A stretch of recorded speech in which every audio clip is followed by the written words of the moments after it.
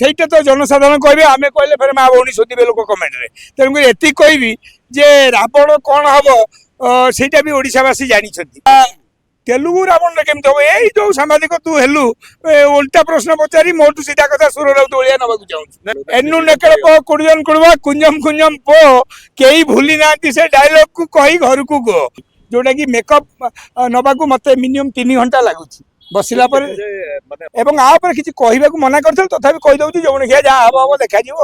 ଗୋଟେ ଆମର ଐତିହାସିକ କଥା, ମାନେ ସେ ରାବଣ କହିଲେ ଯୋଉ ପିକ୍ଚରଟାକୁ ଅପେକ୍ଷା କରିଥିଲା ଓଡ଼ିଶା କେତେ ବର୍ଷ ହେଲା କହିଲେ? ପାଖାପାଖି 2 ବର୍ଷ ହେଲା ରାବଣର ଚର୍ଚ୍ଚା ହେଉଛି। ଏବଂ ରାବଣରେ ମତେ ଅନୁଭବ ମହାନ୍ତି କାଷ୍ଟିଂ କରିଛନ୍ତି, ମୁଁ ଧନ୍ୟବାଦ ଦେବି ତାଙ୍କୁ। ଏବେ ମୁଁ RFCରେ ସୁଟିଂ କରିକି 6 ଦିନ ଆସିଲି ଏବଂ ଆସିଲା ପରେ ଫେର ଆଜି ଫୋନ୍ ଆସିଲା ଯେ କାଲିକି ମୋତେ ଫେର ପହଞ୍ଚିବାକୁ ପଡ଼ିବ ରାବଣ ସୁଟିଂରେ, ଯେଉଁଟା ଆମର ଏଇପଟେ ଅସ୍ତରଙ୍ଗରେ ହେଇଥାନ୍ତା ସେଇଟା କ୍ୟାନସଲ୍। ଏବଂ ରାବଣ ପୁରା ଜୋରସୋର ଦମରେ ବିଗ୍ କାନଭାସ୍ ହିସାବରେ ଆସୁଛି, ବିଗ୍ କାନଭାସ୍, ଯେଉଁଥିରେ ଗୁଲଶନ ସାର୍ ଅଛନ୍ତି, ମାନେ ହିନ୍ଦୀ ଆର୍ଟିଷ୍ଟ ହେଲା, ତ ଗୁଲଶନ ପାଣ୍ଡେ ଏବଂ ତା ସହିତ ଅନୁଭବ ମହାନ୍ତି ଯେଉଁ ବିଗ୍ ସ୍କ୍ରିନ୍ରେ ଚମତ୍କାର କରିବେ ସେ କରୁଛନ୍ତି ସେଠି। ଏବଂ ଏ ପିକ୍ଚର ଦଶହରାକୁ ଓଡ଼ିଶାବାସୀଙ୍କ 5 କୋଟି ଲୋକଙ୍କ ପାଖକୁ ନିଶ୍ଚୟ ପହଞ୍ଚୁଛି। ଆଜ୍ଞା। আচ্ছা কেমিতি কোন বজেট খরচ হଉଛି? বজেট ଆପଣ ଜାଣିଥିବେ, ରାମୁଜିରେ ଯଦି ସୁଟିଂ ହେଉଛି ସେଟ୍ ଲାଗିଛି, କଥା ଅଛି, ରାମୁଜିରେ ଟଙ୍କା ବସ୍ତା ନେଇକି ଗଲେ ଯାଇକି ଆପଣ ସିନେମା କରିକି ଆଣିବେ। ତେଣୁ ରାବଣ ସିନେମା ବୋଧେ ଏବେକାର ସବୁଠୁ ବ୍ୟୟବହୁଳ ସିନେମା ହେବ, କାହିଁକି ନା ତାଙ୍କର ଯେତିକି ଖର୍ଚ୍ଚ ସୁଟିଂରେ ସେତିକି ଖର୍ଚ୍ଚ ଟେବୁଲ ଉପରେ। କେଉଁ ଟେବୁଲ? ଏଡିଟିଂ ସେଟଅପ୍ରେ ପୁରା ସେଟଅପ୍ ଫେଟଅପ୍ ଲାଗିକି ରେଡ଼ି ହେଇ କାମ ଚାଲିଛି। ଏବଂ ଅନୁଭବ ମହାନ୍ତି ଅନେଷ୍ଟଲି ତା ଉପରେ କାମ କରୁଛନ୍ତି। ଆମେ ଭାଗ୍ୟବାନ ଯେ ଆମେ ସେଇ ଫିଲ୍ମର ଗୋଟେ ଗୁଣ୍ଡୁଚି ମୂଷା ହେଇଛୁ। ସେଇଟା ତ ଜନସାଧାରଣ କହିବେ, ଆମେ କହିଲେ ଫେରେ ମା ଭଉଣୀ ଶୋଧିବେ ଲୋକ କମେଣ୍ଟରେ। ତେଣୁକରି ଏତିକି କହିବି ଯେ ରାବଣ କ'ଣ ହବ ସେଇଟା ବି ଓଡ଼ିଶାବାସୀ ଜାଣିଛନ୍ତି। আচ্ছা ଆପଣ ଅଲ୍ଲୁ ଅର୍ଜୁନ ସିନେମାରେ ବି କାମ କରିଥିଲେ, ଯେହେତୁ ଆପଣ ଆସିପାରିଲେ ସିନ୍ କିଛି ଆସିପାରିଲେ, ସେ ସିନେମାରେ କାମ କରିଥିଲେ, ତାର ବଜେଟ ଖର୍ଚ୍ଚ ଯେମିତି ଆକ୍ଟିଂ ଥିଲା, ତାର ଯେମିତି ଡିରେକ୍ସନ ଥିଲା, ଆଉ ରାବଣ ସିନେମାରେ କ'ଣ? ରାବଣ ସିନେମାରେ ସାଇ ମଙ୍ଗରାଜ ଯିଏ ପୁଚୁ ବାବୁ ଯିଏ ଡାଇରେକ୍ଟର ଅଛନ୍ତି, ସେ ଫ୍ରେମ୍ ଟୁ ଫ୍ରେମ୍ କାମ କରୁଛନ୍ତି ଏବଂ ସିନେମାଟା ପୁରା ବିଗ୍ କାନଭାସ୍ ଲାଗୁଛି। ତା ଦେହରେ ଏମିତିଆ କଥା ଅଛି ଯେଉଁଗୁଡ଼ା ଟେବୁଲ ଉପରେ ବହୁତ ଖର୍ଚ୍ଚ ଅଛି। ଏବଂ ଅଲ୍ଲୁ ଅର୍ଜୁନ ଫିଲ୍ମ ଯେଉଁ ହେଉଥିଲା ସେଇଟା କେତେ କୋଟି କହିଲେ? 100 କୋଟି ଟଙ୍କାର ଥିଲା। ମୁଁ 15 ଦିନ ସୁଯୋଗ ପାଇଥିଲି କାମ କରିବାକୁ। କିନ୍ତୁ ଇଏ ସିନେମା ଓଡ଼ିଆ ହିସାବରେ, ଓଡ଼ିଆ ଫିଲ୍ମ ହିସାବରେ ସେଇ ହିସାବରେ ଖର୍ଚ୍ଚ ହେଉଛି। କାରଣ ଆଜି ସେ କର୍ମ ହଉ, ବୋଉ ବୁଟୁ ଭୂତ ହଉ, ସମସ୍ତଙ୍କ ଆଖି ଖୋଲିଦେଲେ। ଅବିକା ପ୍ରଡ୍ୟୁସର ମାନେ ଆସି ମାଡ଼ ହେଉଛନ୍ତି ଯେ ଆମେ ଭଲ ସିନେମା ଆମେ କରିବୁ, କରୁଛନ୍ତି।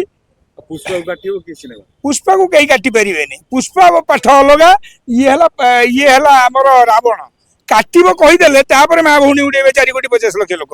କାଟିବନି, ସେଇ ଲୋକ ଯେତେବେଳେ ଦେଖିବେ ରାବଣକୁ ସେଇମାନେ କହିବେ। ପୁଷ୍ପାର ଗୋଟେ ଡାଇଲଗ ମାରିଥିଲେ, ଗୋଟେ ଭାଇରାଲ ହଉଥିଲା, ଏନୁ ନେକଳ ପୋ କୁଡ଼ିଜନ କୁଡ଼ବା କୁଞ୍ଜମ କୁଞ୍ଜମ ପୋ କେହି ଭୁଲି ନାହାନ୍ତି ସେ ଡାଇଲଗକୁ କହି ଘରକୁ ଗୋ। ରାବଣର ସେମିତି କିଛି ତେଲୁଗୁ ରାବଣରେ କେମିତି ହବ? ଏଇ ଯୋଉ ସାମ୍ବାଦିକ ତୁ ହେଲୁ ଓଲଟା ପ୍ରଶ୍ନ ପଚାରି ମୋଠୁ ସିଧା କଥା ସୁର ରାଉତ ଓଳିଆ ନେବାକୁ ଚାହୁଁଛୁ। ନାଇଁ ଡାଇଲଗ ଭଲ ଅଛି। ନାଇଁ ଭଲ ଅଛି। ସେଇଟା ଏମିତି କହିକି ଫେର ରାବଣ ରୋଲ କଟିବା ବ୍ୟବସ୍ଥାରେ ମୁଁ ରହିବିନି ହେଲା। ତେଣୁ ଏତିକି କହିବି ଯେ ରାବଣ ବଢିଆ।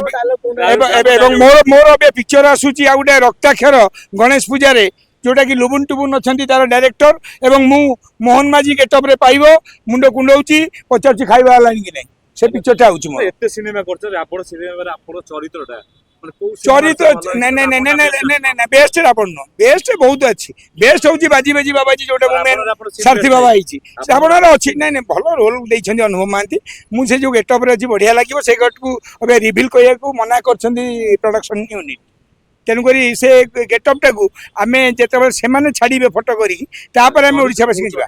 चरित्र पूरा बेचरित्र चरित्र बढ़िया चरित्र ना भिलियन नहीं मु अनुभव सहित अच्छी मुझे अनुभव दीटा कथार बाहर जो गोटे सामाजिक चलनी सहरी कथा आउ गोटे 500 वर्ष तलर जो कथा अच्छी जे पौराणिक कथा से गेटअप्रे मुझी जोटा कि मेकअप नवाक मत मिनिमम 3 घंटा लगुच बसला माने अन्य जो सिनेमा इंडस्ट्री अच्छी गोटे हीरो थिले जे ଗୋଟେ ଗୋଟେ ସିନେମାରେ ସେମାନଙ୍କ ମାଇଲଷ୍ଟୋନ ଚେଞ୍ଜ ହେଇଛି ପ୍ୟାନ୍ ଇଣ୍ଡିଆରେ ପହଞ୍ଚି ପ୍ୟାନ୍ ଇଣ୍ଡିଆ ଅନୁଭବ এইটা হচ্ছে এই যে সিনেমা হচ্ছে রাবণ এইটা ବି পুরা ଆପଣଙ୍କର PAN India cinema Anubhav Mohanty କରୁଛନ୍ତି ଆଉ ତାର ଗୀତ ଫିତ ଏତେ ବଢିଆ ହେଇଛି ତାର ମ୍ୟୁଜିକ ଡାଇରେକ୍ଟର ଅଛନ୍ତି ହ୍ୟୁମାନ ସାଗର ଏବଂ ଏ ଗୀତ ଏତେ ଭଲ ହେଇଛି ଭଲ ଲାଗିବ ଏବଂ ଆ ଉପରେ କିଛି କହିବାକୁ ମନା କରିଥିଲେ ତଥାପି କହିଦଉଛି ଯୋଉମାନେ ଖିଆ ଯାହା ହବ ହବ ଦେଖାଯିବ ଆଉ କଣ ସିନେମା ମେକିଂ ରୁ ଜଣା ପଡେ ତାର ଇନକମ୍ କେତେ ନାଇଁ, ନାଇଁ, ଏ ସିନେମା କେତେ ସେଇ ଲେବୁଲରେ ମେକିଂ ହଉଛି ଆଜ୍ଞା ଏଠି ଯୋଉ କେତେ ପାଖାପାଖି କେତେ ଏଠି ସବୁ income କରିବ? ନାଇଁ ସେଟ୍ ଲାଗିଥିଲା ଇନକମ୍ କେତେ କରିବ ମୁଁ ଗୋଟେ କଳାକାର ତୁ ଆଖି ମାରନା କହିଦେବି ମୁଁ ବମ୍ବୁ ନବାର ନାହିଁ